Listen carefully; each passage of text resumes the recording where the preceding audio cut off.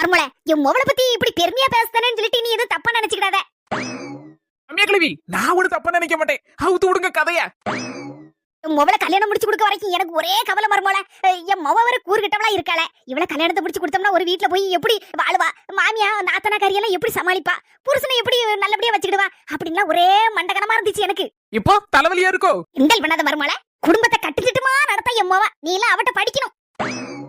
சட்டுப்பட்டு விஷயத்த சொல்லுங்க தே. மர்மல என் மொவளை என்னைக்கு கெட்டுனாரா என் மருமே, அதுல இருந்து படம் பார்க்க வைக்கலாம் போவே மாட்டானா. அப்படியே அது அப்படின்னாத்து கடவுளே. கல்யாணத்துக்கு முன்னால ஒரே படம் பாப்போலதான். எந்த தியேட்டர்ல எந்த படம் வந்தாலும் சரிதான், துட்டுன்னு பார்க்க மாட்டாரு. அவர் போக்குல ஓடிடுவாரு.